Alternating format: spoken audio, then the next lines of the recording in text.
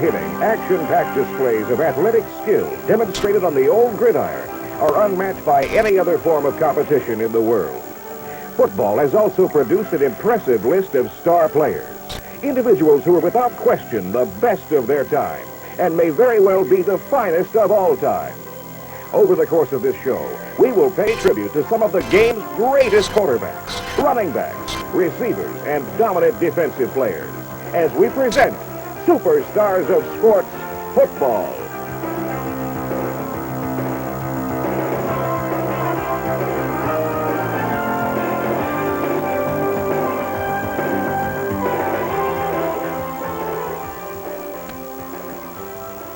The original passing fancy of football had to be Slingin' Sammy Baugh of the Washington Redskins. Baugh was the first player ever chosen by Washington, and his marvelous all-around talent led the Redskins to 5 NFL title games in 9 seasons. Baugh led his team to victory in 1937 and 1942. Baugh played for 15 seasons and was elected to the Pro Football Hall of Fame in 1963.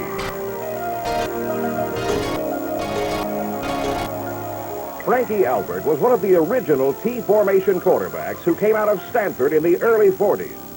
He was a crafty scrambler with the San Francisco 49ers, who also threw 115 TD passes in 7 seasons as a pro.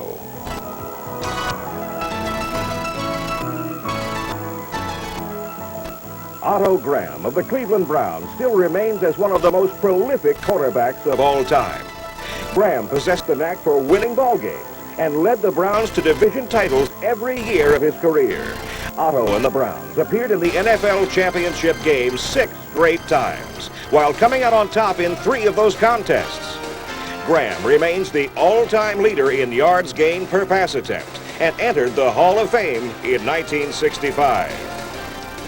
Bobby Layne was another quarterback who emerged during the 50s. After brief stops in Chicago and New York, this University of Texas legend found a home with the Detroit Lions. Bobby and his Lions beat the Browns 3 times to earn the World Championship of Football.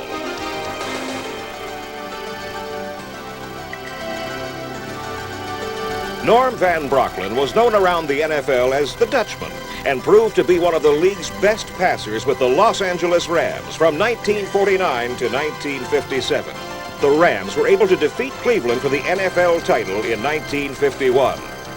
The Dutchman went out in style as he led the Philadelphia Eagles to an upset victory over an emerging Green Bay Packer team in 1960.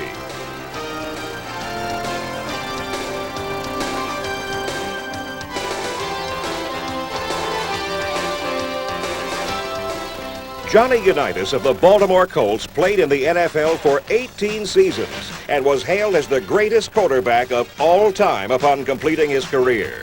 Despite that fact, he was unable to even make the team roster of the Pittsburgh Steelers, who drafted him out of the University of Louisville. Unitas joined the Baltimore Colts in 1956, and the rest is football history.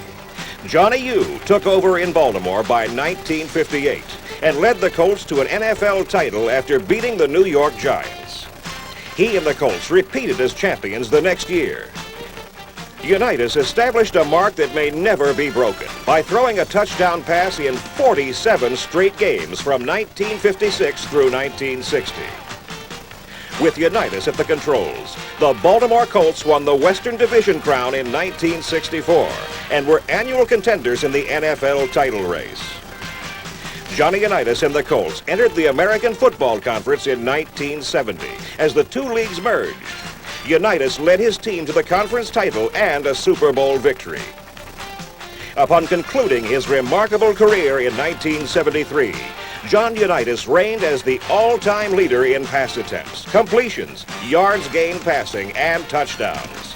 Johnny U, a Hall of Famer. Another unheralded leader was Bart Starr of the Green Bay Packers, who sat on the bench for a few seasons before taking over as the leader of Coach Vince Lombardi's offense. Starr was not blessed with awesome ability, but he did possess natural leadership as well as a keen knowledge of the game and his opponents. Green Bay blended a strong running attack with a precise, controlled passing game that proved to be nearly unstoppable. Starr and the Packers were transformed from the NFL's worst team to one of the greatest in league history. Starr led Green Bay to the NFL championship game 4 times from 1960 to 1965 and came away with the title 3 times.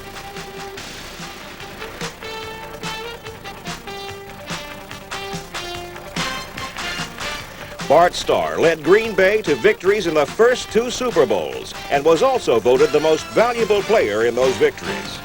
Starr played for 15 years and is considered to be one of the game's finest. His Hall of Fame induction took place in 1977. Few, if any, players entered pro football with as much fanfare as Joe Namath did in 1965. The rookie out of Alabama was signed to an unheard-of contract of $400,000 by the Jets. Namath's flashy style and strong arm proved to be the real thing, and he took the Jets to the very top of football. Knee injuries hampered Namath throughout his career, yet he was able to post some solid numbers. Broadway Joe Namath was a player who could back up everything he said. Namath and the Jets won the AFL title and took on the Baltimore Colts in Super Bowl III. Joe guaranteed a Jet victory, and the team proved him right. Namath was voted the Super Bowl MVP. Len Dawson of the Kansas City Chiefs established himself as one of the AFL's best passers during the 60s and 70s. Dawson joined the AFL in 1962 after spending time on the rosters of 2 NFL teams. Dawson led the Chiefs to the AFL title in 1966 and engineered a Kansas City upset win over the Minnesota Vikings in Super Bowl IV. Dawson completed over 50% of his passes and threw 239 TDs before ending his career in 1975. Fran Tarkenton is a quarterback who earned a host of honors during his 17 years of play in the National Football League. Tarkenton was traded to the New York Giants in 1967, and during 4 seasons with the Giants, he provided the fans with some unforgettable performances. Tarkenton was reunited with the Vikings in 1972 and was able to lead his teams to 3 NFC conference titles. Fran Tarkenton ended his career as the all-time leader in pass attempts, completions, yards gained, and TD passes, and became a Hall of Fame member in 1986. Roger the Dodger Staubach began attracting national attention while playing for the Naval Academy. Staubach won the Heisman Trophy in 1963 as a junior and was drafted by the Dallas Cowboys following his senior season. Roger did not join the Cowboys until 1969 due to a 4-year obligation to the Navy. He became one of the league's all-time clutch performers, as well as the quarterback of the Cowboys' Super Bowl winners in 1971 and 1977. Staubach is not only the greatest Cowboy quarterback, but he is also among the NFL's elite by virtue of his Hall of Fame induction in 1985. Terry Bradshaw played with the Pittsburgh Steelers from 1970 to 1983, and in that time, he experienced every type of victory, as well as his share of defeats. He will long be remembered for possessing a strong arm and the gritty toughness necessary to survive in the brutal world of pro football. Bradshaw led the Steelers to 4 Super Bowl victories and was voted the Super Bowl most valuable player on 2 occasions. Terry Bradshaw was the man at the controls of the Steeler offense, and without his talents, there would have been no titles in the town of Steel. Bradshaw added a Hall of Fame induction to his trophy case in 1989. Joe Theismann led the Fighting Irish of Notre Dame to numerous victories during his collegiate career in South Bend, Indiana. Theismann possessed an elusive scrambling style that frustrated defenders and led to Notre Dame's upset win over number 1 ranked Texas in the 1970 Cotton Bowl.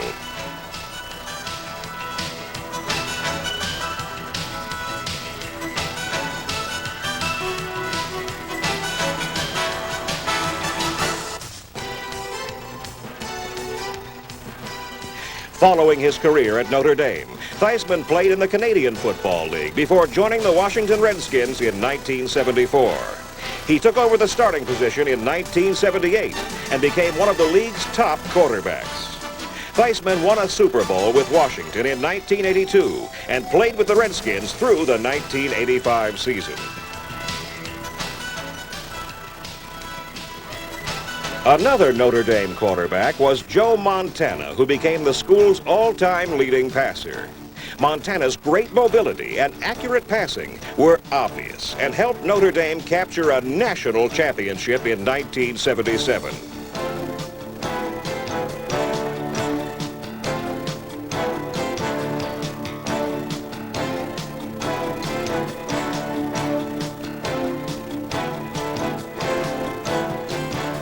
As a professional, Joe Montana has merely earned his place as the finest quarterback in history with 4 Super Bowl victories to prove it.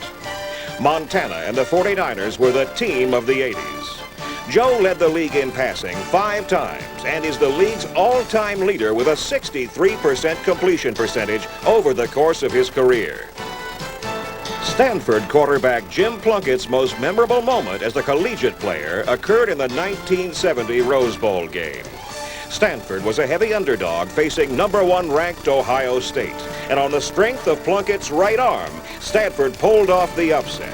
Plunkett earned the Heisman Trophy Award in 1970. Plunkett's 15-year career in the NFL included 2 Super Bowl victories with the Oakland Raiders. John Elway followed in a tradition-rich line of quarterbacks at Stanford and may be the best in school history. Elway possessed all the necessary skills to achieve greatness at his position. He combined a strong arm with nimble feet and was always able to buy more time and find an open receiver. As a pro quarterback, Elway has been among the elite quarterbacks in the game while leading Denver to 3 Super Bowl appearances. Elway has passed for more than 24,000 yards and 140 touchdowns. Dan Marino played for the University of Pittsburgh and led the Panthers to a combined record of 42-6 between 1979 and 1982. Marino became the school's all-time leading passer, with some astonishing numbers to his credit. He threw for over 8,000 yards, completed 693 passes with 79 TDs. Marino's record-breaking success has continued in the NFL with the Miami Dolphins, and he may go on to become the NFL's all-time leader at quarterback.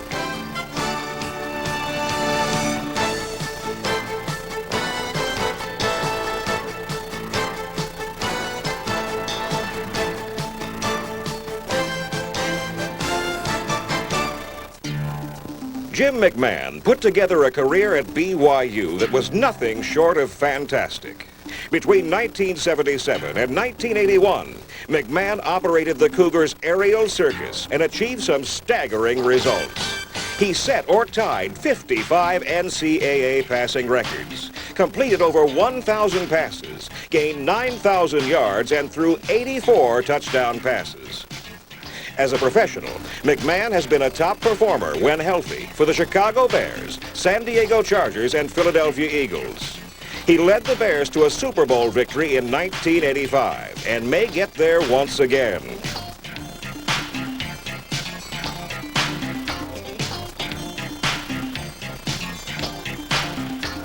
Vinnie Testaverde followed in the talented line of quarterbacks at the University of Miami, which includes Jim Kelly and Bernie Kosar. Testaverde took over in 1985 and proceeded to smash all the existing school records while leading his team to the top of all college football. Denied the national championship in 1986, Testaverde did, however, receive the Heisman Trophy and was the #1 pick in the entire NFL draft. Vinnie has certainly had some shining moments with the Tampa Bay Buccaneers, but has yet to duplicate the success he attained as the leader of the Miami Hurricanes.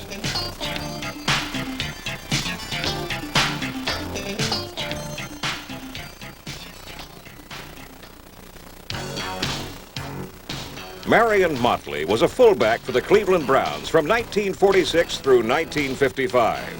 He was a devastating runner who seemed to carry the entire defense on his broad shoulders on some plays. He was the ground attack in Coach Paul Brown's offensive scheme and did most of his damage on trap plays on the inside. The big man averaged 5 yards per carry over his career and gained a total of 4,720 yards while playing on 3 NFL champion teams. Ollie Matson was another big back with sprinter speed during the 50s and 60s. Ollie gained over 5,000 yards on the ground and scored 40 touchdowns. He was also an effective receiver with 223 receptions and another 23 TDs. Matson's speed was also utilized on kick returns, and he proved to be equally dangerous with 6 touchdowns and a 26-yard average during his career. Hugh McElhenny was the most dangerous open field runner in the NFL during the 50s. Known as the king of the halfbacks, Hugh's touchdown jaunts for the San Francisco 49ers were spectacular. The 6-foot 1-inch, 200-pound McElhenny combined size, speed, and shifty moves like no other player before his time, and seemed to provide at least one highlight per game.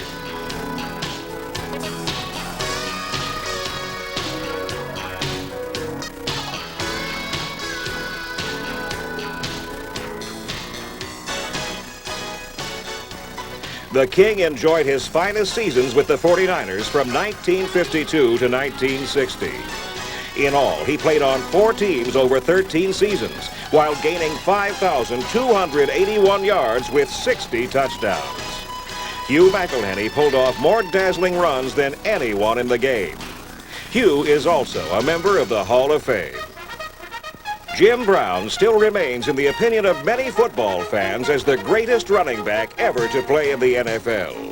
While it is a fact that all of his records have fallen over the years, Jim Brown's superhuman feats of running over, around, and through the best defenders in the game will always remain as proof of his special talent. He would have been a dominant player during any era, past, present, or future. Brown played with Cleveland from 1957 to 1965, and in that time he made some bold marks. He established the league's all-time rushing totals with 12,312 yards. He led the NFL in rushing 8 out of his 9 seasons and scored a record total of 106 touchdowns. Every running back to enter professional football has been measured against Jim Brown's standards, and very few have ever attained his level of success. Jim entered the Hall of Fame in 1971. The Gayle Sayers legend first took shape during his collegiate days at the University of Kansas in the early 60s. While playing for the Jayhawks, Gayle was known as the Kansas Comet, and it's easy to see why. He set an NCAA record with this 99-yard run against Nebraska.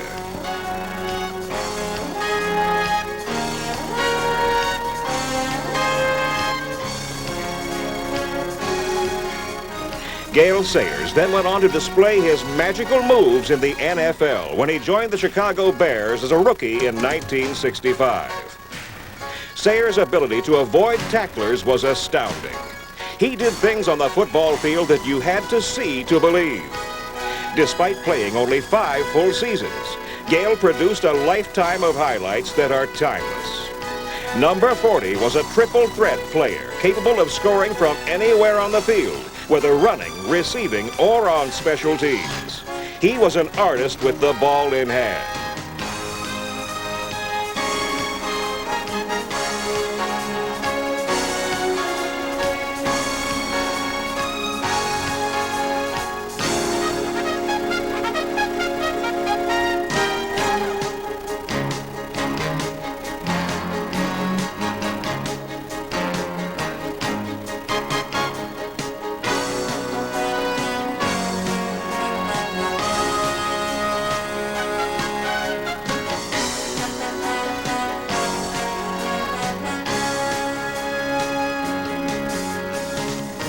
A knee injury cut short the brilliant career of Gayle Sayers, who retired in 1971 and left behind an impressive list of accomplishments.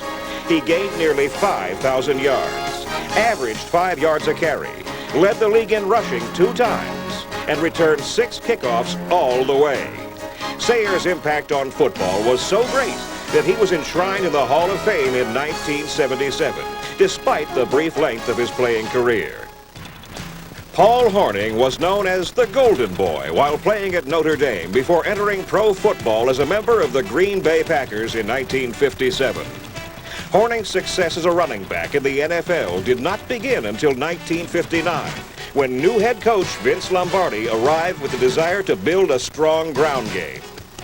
Hornung was perfectly suited to the offense, as he displayed a nose for the end zone and the vision to follow his blocking escort of Fuzzy Thurston and Jerry Kramer on the Packer power sweep. Paul Hornung did not ring up lofty stats or razzle-dazzle, but he was a very steady player who did his job and always seemed to find his way to pay dirt. He scored 50 touchdowns with the Packers, and many were on his own. Paul played with the Packers for 9 seasons and was a vital player during those glory years and was on 4 world champion teams. Despite being suspended for gambling in 1963, Hornung was voted into the Hall of Fame in 1986.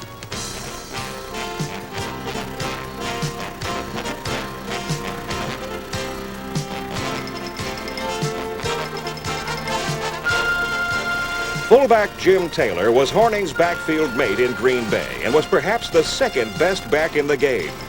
Taylor was a grueling power runner who blasted through the heart of opposing defenses with a purpose of seek and destroy.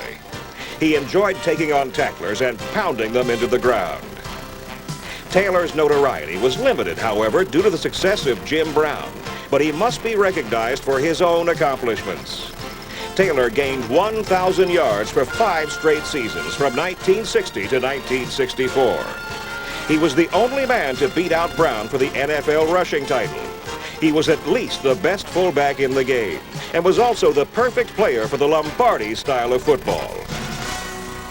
Taylor pounded his way all the way to the Hall of Fame in 1976.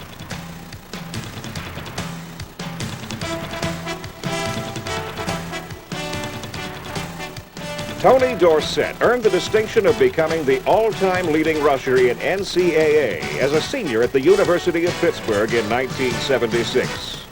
During his college career, Tony gained a total of 6,082 yards, as well as the Heisman Trophy Award. As a professional, Dorsett became the second leading rusher in NFL history, while playing for the Dallas Cowboys and the Denver Broncos. He gained over 12,000 yards in the NFL and scored 77 touchdowns and will one day enter the Hall of Fame. Eric Dickerson first blazed his way into the national spotlight while a member of SMU's Pony Express backfield. During his career as a pro player, Dickerson has earned a place among the best ever. He has led the league in rushing 5 times and has a good chance to take over the number 2 position on the all-time rushing list. Herschel Walker's blend of power and speed was first displayed as a freshman at the University of Georgia. An unheralded recruit, Walker surprised everyone and proved to opposing tacklers that he was no mere mortal. He led the Bulldogs to a national championship in 1980. Herschel seemed to be playing like a man among boys.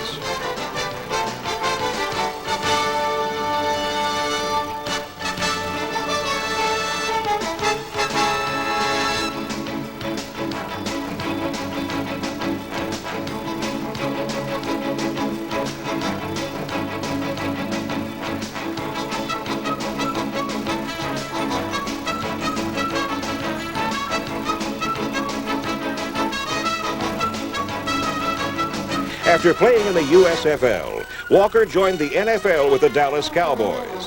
He enjoyed his finest season in 1988 by gaining 1,500 yards. Walker was traded to the Minnesota Vikings and is one of the NFL's premier running backs. Bo Jackson also wore number 34, but did his damage while playing at Auburn. Jackson was the most explosive running back in the nation between 1982 and 1985. Bo's size, speed, and power reminded many of the great Jim Brown.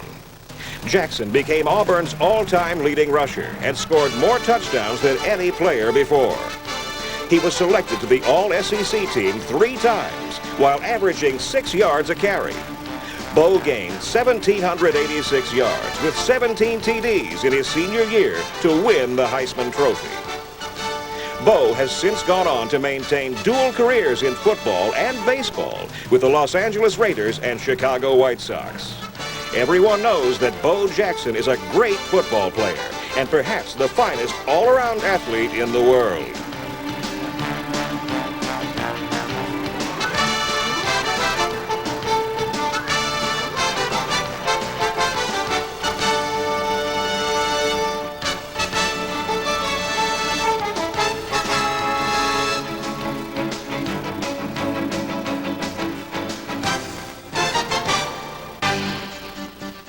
Earl Campbell enjoyed great success while carrying the ball for the Houston Oilers from 1978 to 1983.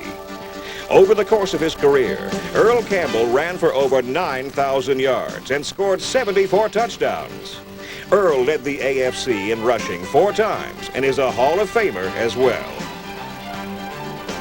John Riggins was another power runner who attained his greatest days as a member of the Washington Redskins. Riggins played a total of 14 seasons in the NFL, which is amazing considering that the average back lasts only 5 years. He ranked 6th on the all-time rushing list, and his 104 touchdowns is 3rd behind Jim Brown and Walter Payton. Riggins' running led the Redskins to a Super Bowl win over the Dolphins in 1982.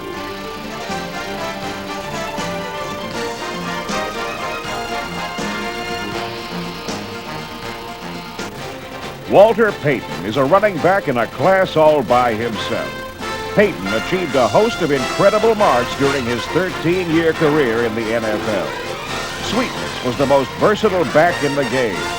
Despite being the only weapon in the Chicago Bears offense, Walter was able to defeat opponents all by himself. His strength and balance often resulted in 4 to 5 broken tackles en route to the end zone. Walter Payton gained 1,000 or more yards in a season 10 times. He led the NFC in rushing 5 times and scored a record total of 110 TDs on the ground. In 1984, Payton surpassed Jim Brown on the all-time NFL rushing list and eventually gained more than 16,000 yards, a figure that may never be reached. Number 34's individual success was complemented with the Ultimate Team Award as the Bears captured their first Super Bowl victory in 1985. Walter Payton, the best running back of all time.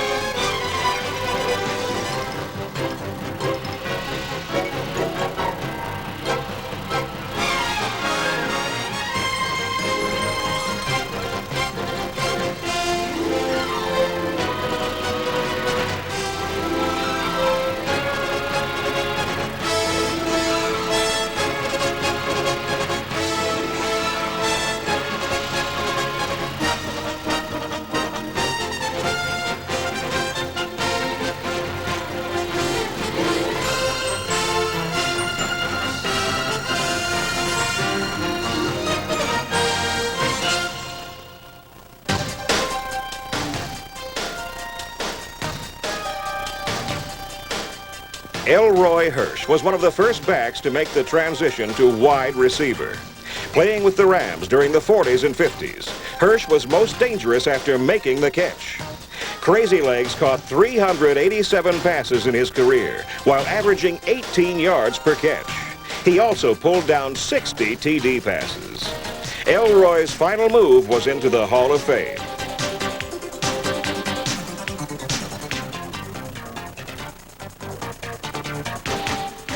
Frank Gifford also made the switch from halfback to flanker and did so with impressive results.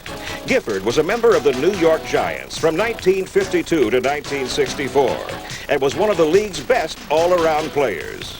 His sure hands and running ability made him a dangerous receiver. Frank played for the Giants' 1956 championship team and caught 367 passes in his career.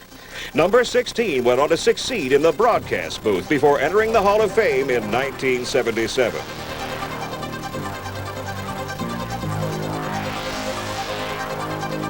Raymond Berry, number 82, may have had the finest pair of hands ever to cradle the pigskin. Berry was a favorite target of John Unitas through his 13 years with the Colts. Berry made impossible catches on a routine basis. During his career, Berry led the league in receiving 3 times and finished his career as the all-time reception leader with 631. He grabbed 68 TD passes and gained over 9,000 yards and did it all with the softest pair of hands in football.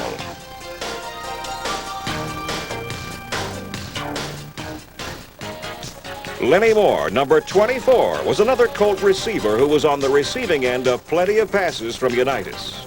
Moore was a converted halfback who became a flanker and proved to be capable of scoring on short or long passes. Lenny averaged 16 yards per catch with 363 career receptions. His knack for reaching the end zone is proven by his total of 48 touchdown receptions. Lenny Moore was among the most feared offensive players in the game between 1956 and 1967. Lenny Moore entered the Hall of Fame as a halfback flanker in 1975.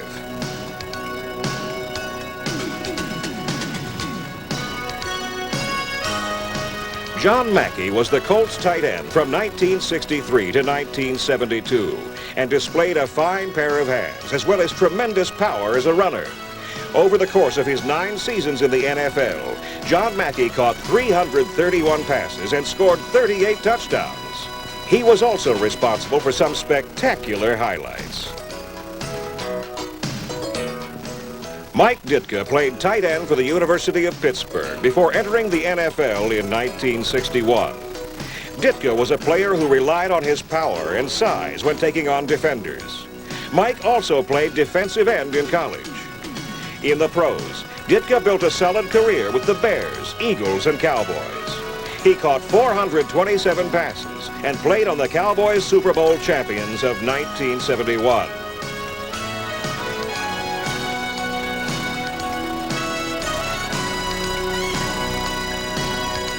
Lance Allworth was the best receiver ever produced by the old American Football League.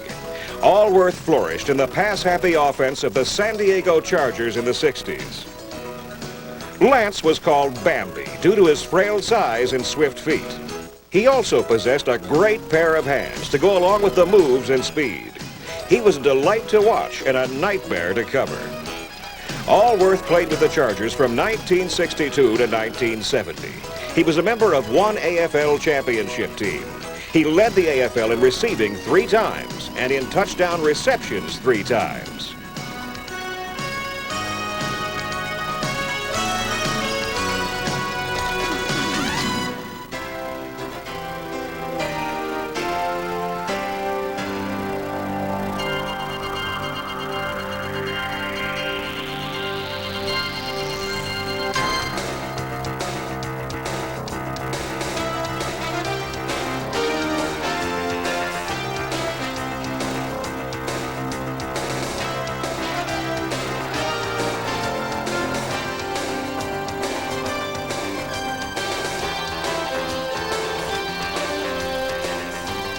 Lance completed his pro career as a member of the Dallas Cowboys and was also on the Cowboys' first Super Bowl winning team. Allworth caught 542 passes and gained over 10,000 yards. He scored 85 touchdowns while averaging 18 yards every time he caught the football.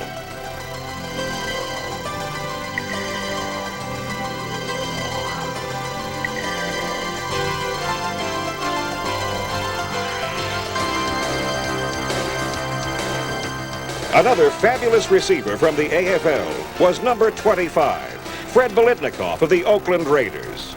He ranks 10th on the all-time receiving list and became a Hall of Famer in 1988. Otis Taylor, number 89, had exceptional size and speed and was able to turn many short passes into long touchdowns. Taylor played with the Chiefs from 1965 to 1974 and caught 410 passes for 7,306 yards and 57 career touchdowns. Steve Largent became the NFL's all-time leading receiver in his 14 seasons with the Seattle Seahawks. Largent caught 819 passes, gained 13,000 yards, and scored a record 100 touchdowns.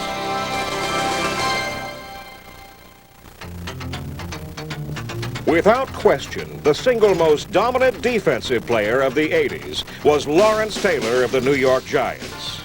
Taylor began his career with New York in 1981 and was an impact player from the first snap. At 6'3", 240 pounds, Taylor presented linemen, running backs, and quarterbacks with an imposing obstacle. His ferocious pass rushing technique was something that the NFL had never witnessed before. Taylor established record totals for sacks on an annual basis. With Taylor wreaking havoc all over the field and earning All-Pro status as well, the Giants became a contender after years of lackluster performances. Taylor's presence on defense led to the Giants' 2 Super Bowl victories.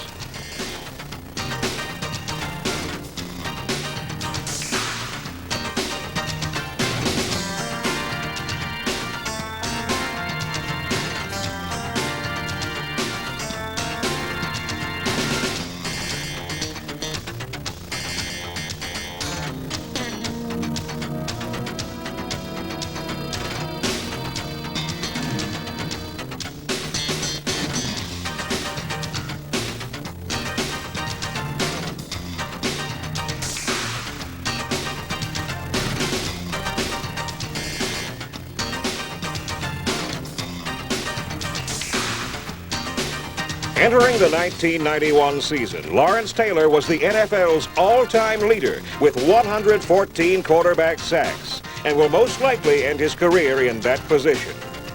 LT may be the best defensive player in pro football's glorious history. Defensive lineman Reggie White, number 92, first developed his fearsome reputation while pounding ball carriers as a Tennessee Volunteer. Standing 6'5" tall and weighing 290 pounds, White's size and speed enabled him to dominate opposing linemen. Reggie was a one-man wrecking crew throughout the Southeast Conference. Sacking quarterbacks was White's specialty and has continued in the pro ranks.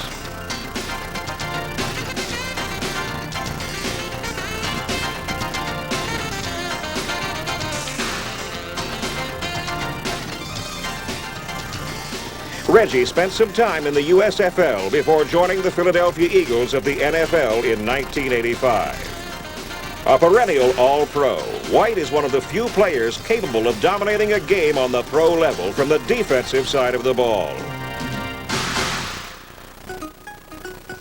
Defensive back Deion Sanders established his flamboyant style of play as an All-American at Florida State. Sanders was an accomplished defender who also provided the Seminoles with some electrifying moments as a special teams player. Deion Sanders has become one of the better defensive backs in the NFL with the Atlanta Falcons and is also a member of the Atlanta Braves baseball team. He is another exceptional athlete who could become an all-star player in both sports.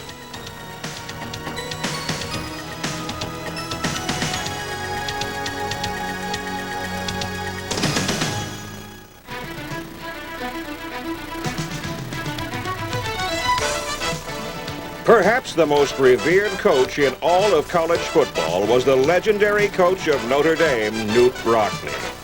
Rockne established the Fighting Irish as a national power in the Roaring '20s and set forth a tradition that is unmatched by any school in the nation.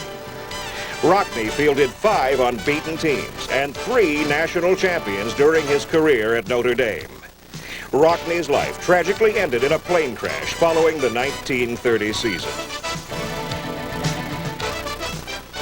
Vince Lombardi of the Green Bay Packers is one of pro football's truly legendary coaches. He built one of the game's most successful dynasties in Green Bay from the ground up.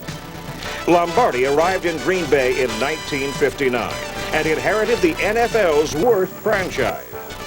In 1960, his Packers were in the title game.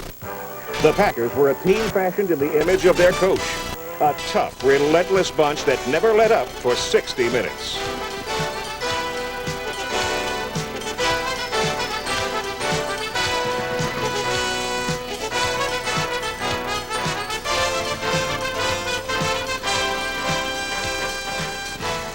With players such as Starr, Hornung, and Taylor, the offense sought to wear down defenses and pound them into the dust. Vince Lombardi led the Packers from 1959 to 1967 and never had a losing season. Green Bay won 6 division crowns, 3 NFL championships, and represented the NFL in overpowering fashion by crushing 2 AFL champions in Super Bowls I and II.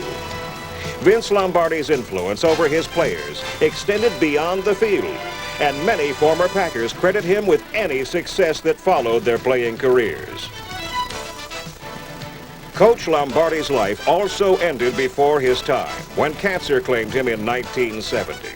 He will always be remembered as the architect of the Packer dynasty, which ruled pro football in the 60s. 8 former Packers are in the Hall of Fame, along with their head coach, Vince Lombardi.